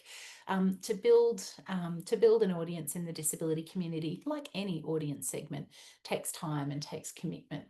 So really building that over a number of events or a number of years, really important. And finding ways of conveying information and finding communication channels that your audience segments that you're wanting to connect with are already using. So for example, I think it was a couple of Monofomas ago, they had Auslan interpretation for the first time. And what Monofoma did was invest in an Auslan promotional video to help reach the deaf community, noting that for many deaf folks, English may not be their first language. So using the more traditional promotional and marketing platforms they were using may or may not reach a deaf audience successfully. So that was a great example. It was the year they had Peaches, also the audience, the Auslan interpreter for that particular show. The video kind of went viral and ended up being something that that Peaches show and Monofoma got a lot of kind of ongoing street cred and promo about with deaf community. If you're looking to attract blind, low vision folks, if you might be offering audio description for your services, for example, and wanting to build an audience to come along to that service, using things like Print Radio Tasmania, where that community is already engaging and already getting their information from, can be really important. And I think a key thing where I've seen this work really successfully in Tasmania is where people have lent on and utilised partnerships in this space. Because as an arts organisation or an artist, you might not have all of those relationships straight off the bat with different types of communities. And so a really good way to build connections and potential new audiences with communities is to use and work with appropriately partners that are already working in that space. And here I can think of an example of Dark Mofo for the last couple of festivals has had this beautiful partnership with Wylot, the young leaders of Tasmania. And they've worked together with that partner to develop a series of relaxed sessions for Winterfeast. So bringing in that community and welcoming them into Winterfeast. So partnerships can be really great. And I know Tourism Tasmania would love me to talk about the fact that we should be thinking about our audiences nationally. You've got a lot of festivals, a lot of events that happen in Tassie, and for good, accessible events, people will travel. Accessible tourism is a really big part of the tourism market. And so, you know, sharing and celebrating where you are providing access services to your event and sharing that through your marketing and promotional materials will be really important for, you know, someone to go, hang on, I think I will come down and do that long weekend so I can see that show down in Tassie. So really encourage you to think kind of nationally with your audience development as well. And know that it takes time to build audiences in the disability community. For us, it's a lot about trust and relationships. So, you know, deaf folks, for example, won't always feel super comfortable to go to an organisation who might be doing Auslan for the first time, because sometimes we don't get it right first go. So things like word of mouth work really well in our community. So by doing something once and then doing it again and building on that, that'll help that kind of community trust and those relationships continue to develop and flourish over time. I get really sad sometimes when I see a festival or a company try an access service for the first time, and maybe they haven't done that community connection, that audience development work. They don't get a huge turnout in terms of that particular audience segment, and then they go, oh, well, that didn't work, we won't do that again. It does take time. And I heard a company say to me recently that for them to grow a particular audience around relaxed performance, it took about 3 years. And so they made that commitment to 3 years, and now they've built this really beautiful, really committed and quite large community and following for relaxed performance. But it didn't happen on their first go. Now, on that, I think building a media list around where can I go to promote and connect with the disability community to help get the word out about the activities I might be doing or the programs I might be offering.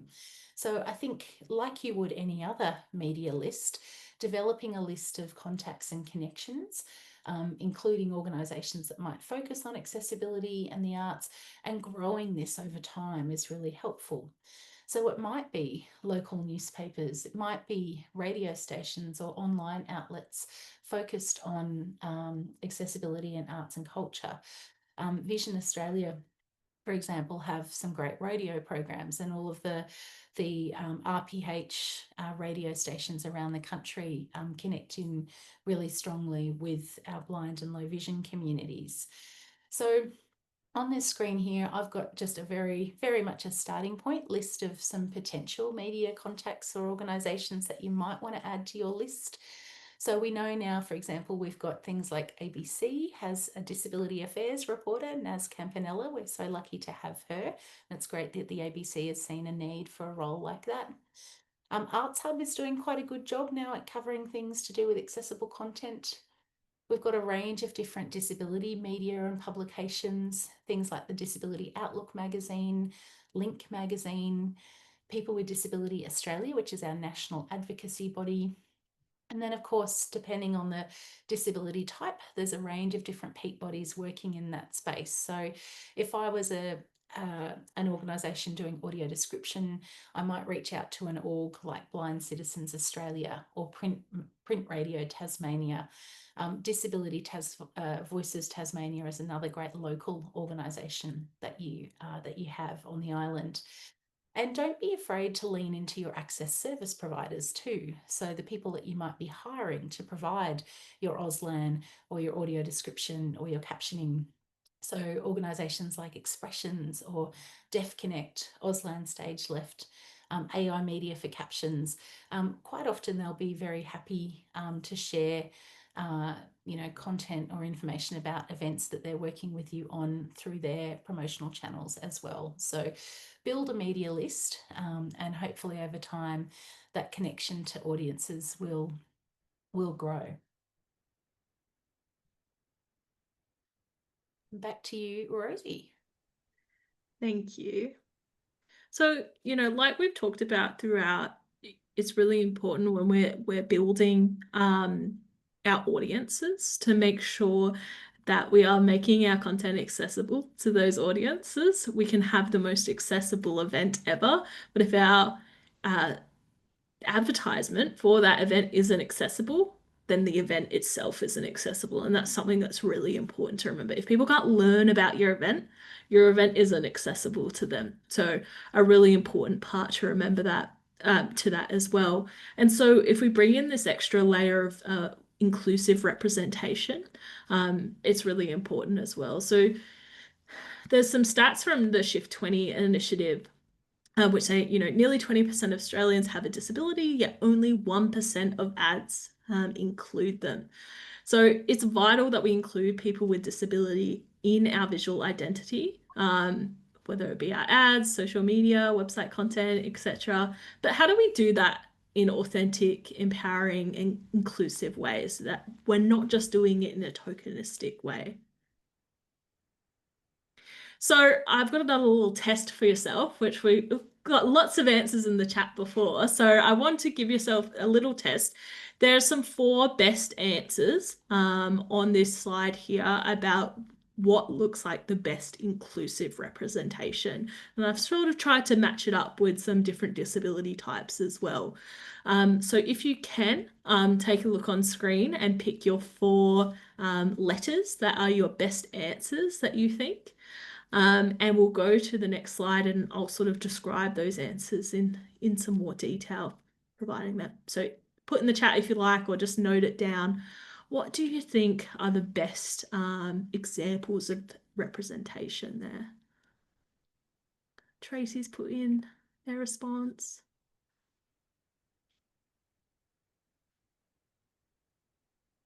Some nice responses there. Excellent. All right, might go to the next slide. All right. So, and Adrian said it would depend on what needs to be community expressed, but I love the energy in D. Yeah.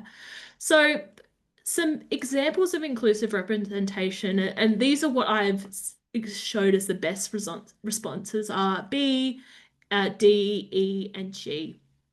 And I'll go to the next slide so we can look at those in a little bit more closer detail.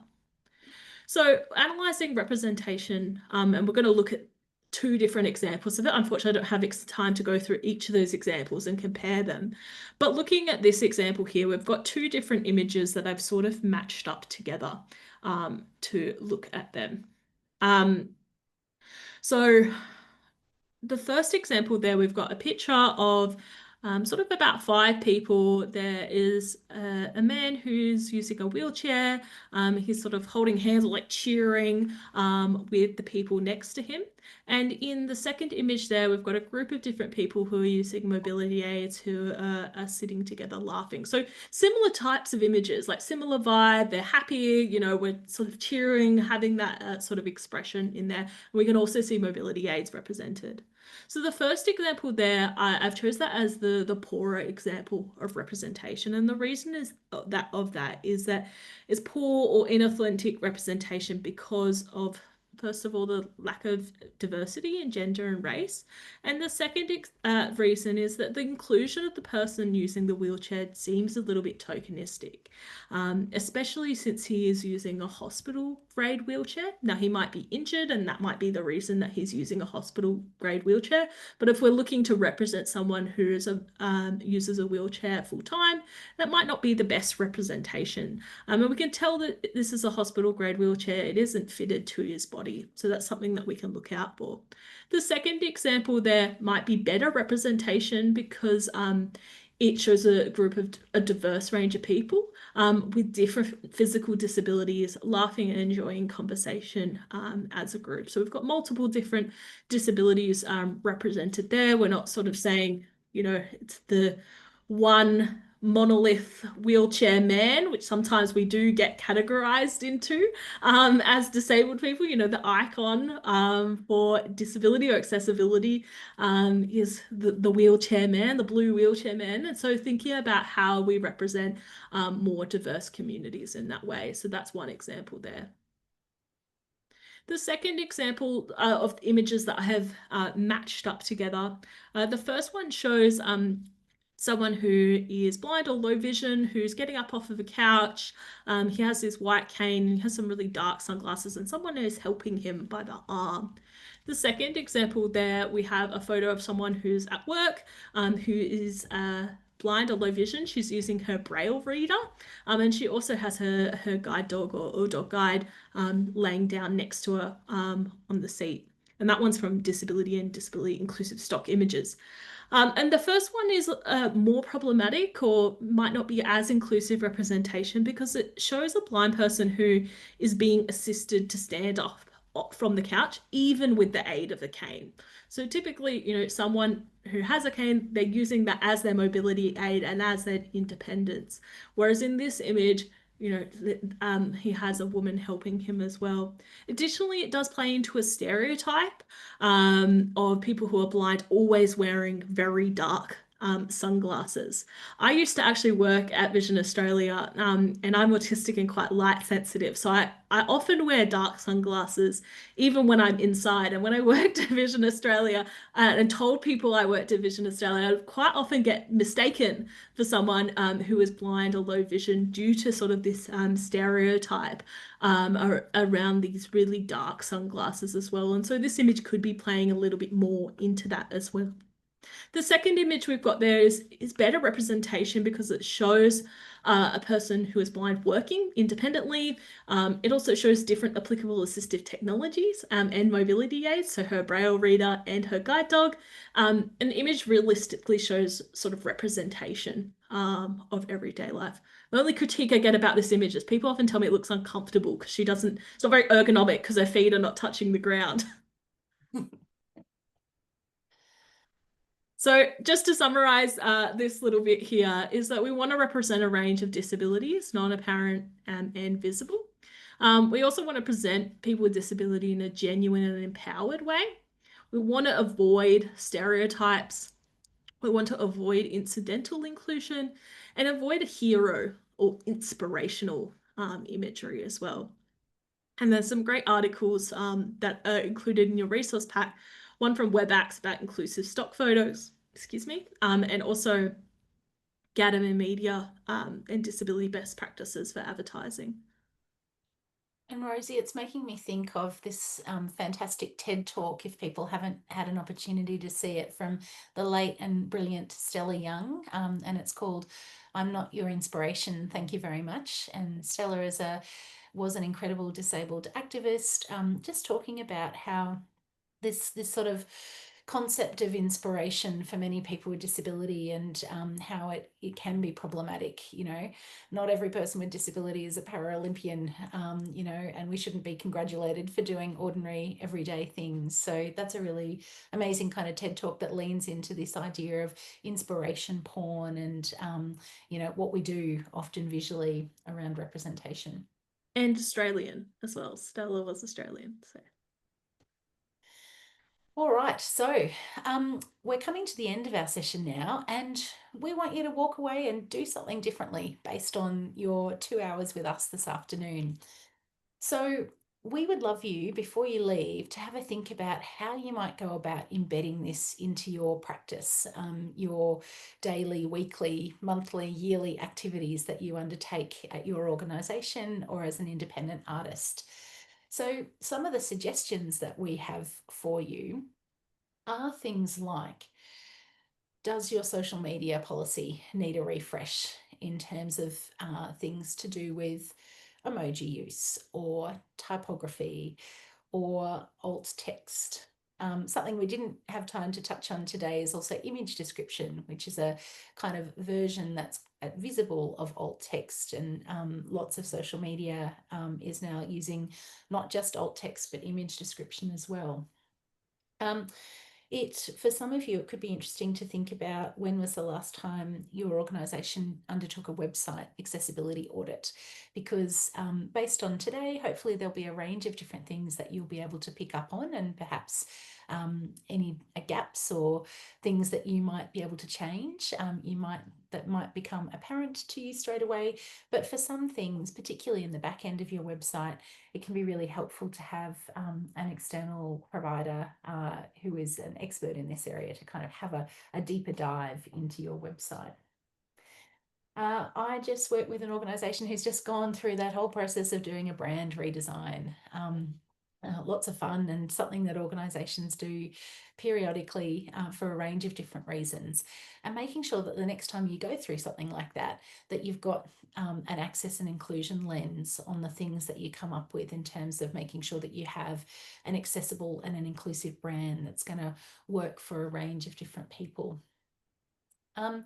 And of course, noting that today is really just the beginning of a conversation around accessible marketing and communication. There's so much more to all of this. Today, I think, is a bit of a taster to get started. And there are lots of different ways that you can extend your learning in this space. Certainly joining Rosie's accessibility group at Modality Co would be a really great way to keep that learning going. And, you're not going to get it right necessarily straight away. And I think what we would encourage you to lean into is this idea of progress over perfection.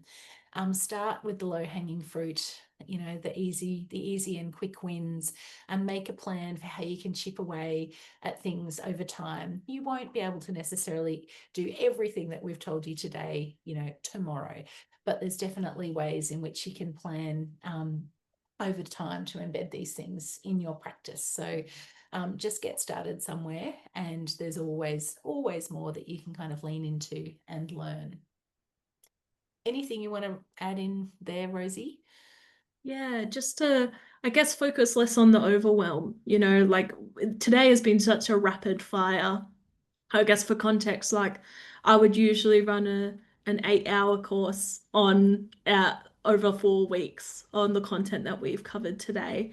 And I still often don't feel like that's enough. I still often only feel like that's scratching the surface. So, we've rapid fired a lot of things, and some things will sink in and have those connections, but some things will take longer. And I think it's important to not get stuck in the potential overwhelm that can come with accessibility. But to just pick, one thing that you can focus on and just get started, make a difference in one thing that is still working towards accessibility. We don't have to have everything perfect on the first day that we've learned this stuff. Thanks, Rosie. So we're coming to the end, but we want to let you know about what's next, because hopefully it's not goodbye forever, and hopefully it's see you later and see you next time. So, as I mentioned, today is the first of a series of 4 online training sessions that we're running as part of our Arts Tasmania project. Our next session is coming up in just 2 weeks' time with the amazing Laura Sheedy, who I think is online with us today. So hello, Laura, if you're there. Laura will be running our next session focused on neurodivergence in the creative industries. So really kind of looking at what does supporting a neuro-inclusive workplace look like, but also a neuro-inclusive arts practice in terms of artists who are neurodivergent or audiences who are neurodivergent that you might be engaging with. We'll be back again in November, at the beginning of November, to do a disability inclusion training session, which is where it'll be a little bit more of a 101. We'll talk about a range of different disability types and different access requirements and how those can be met. And we'll get into some detail around things like disability language, disability etiquette. We'll look at kind of visible and non-visible disability and a range of other topics kind of under a broad umbrella of disability inclusion. And then our final online training session will be in December, the week of International Day for People with Disability on the 3rd of December. And we will be talking with an amazing panel of local Tasmanian disabled artists and talking about how we can all best work with disabled artists, either as other artists yourselves or as organisations. And we'll be covering things like access writers and best supporting disabled artists. So we've got an amazing lineup for that session. We'll be launching a resource hub from Arts Tasmania, possibly even this week. So take a look out for that. We'll make sure that all of you that have been with us today will be emailed that when it comes out. It'll also be in the Arts Tas newsletter. And put it in your diary if you haven't already. We'll be having this incredible industry arts sector gathering focused just in on access and inclusion happening at the Hedberg on Thursday, the 5th of February next year. So there'll be more information about that over the next month or so. Again, the Arts Tasmania website's probably the best place to go for that. There are a range of other ways that you can continue to engage in this space. There is an organised a network called the Tasmanian Arts and Accessibility Network run by Kat and the beautiful Amalia, who's also online with us today. They have quarterly meetings where there's a bunch of amazing artists and arts organisations that come together to talk about this very important area of work. And then Rosie's Tasmanian Accessibility Community meetups as well, which happen in Hobart and also online as well. So there's a range of different ways to engage there. So lots of options for you. But we just want to say a big thank you for being with us this afternoon for our first one of these training sessions. We're so thrilled to have you all here. You will be emailed a copy of today's recording and also a resource list that we've put together for you. So that'll be coming to you in the next week or so. And on the screen, Rosie and I have just put our email addresses here too, because we're really happy to chat to you. If there are any questions that you have about today, any questions that you might have around how you can build access and inclusion into your practice more broadly, we are here for it and always up for a chat. So I'm going to say a big thank you to me, and I'll pass you to Rosie, who I'm sure would like to say thanks as well. Yes, absolutely. Thank you so much. And definitely anyone on the call, please don't be strangers. If you're up on the Northwest Coast, like I would love to catch up as well. I'm always so keen to meet more people, and I am down in Nipaluna, Hobart quite a lot as well. So if you'd like to catch up and have a chat about all things accessibility, or come along to one of our meetups, our next meetup, we have the wonderful Lisa Stafford coming to talk to us about accessible public transport and some of the work she's done in Tasmania, which is really interesting as well. So we always have different people coming along. When we're in person, we have sort of pizza and have dinner and a chat afterwards, our speakers as well. And it's just a great community. If you're in accessibility, we often find people are working by themselves, or they're the only person in their organization. So, having that community of practice and someone to chat to about accessibility can be so helpful, especially when you're getting started on your journey, or even if you're further along and feeling a little bit burnt out around accessibility. It's something we see as well. So there is a supportive community here that would love to chat with you and meet up as well. So yeah, definitely don't be strangers. And it was such a pleasure to facilitate this with Moana. It's been a long time in the works. Moana and I originally connected on LinkedIn through the Disability Leadership Institute, so it's been absolutely wonderful to be able to do some things together as well. So thank you so much, everyone, and I hope it was really helpful. Yeah, catch you next time, everyone. See you in a couple of weeks for Laura Sheedy. Thanks, everyone. Have a great rest of your afternoon.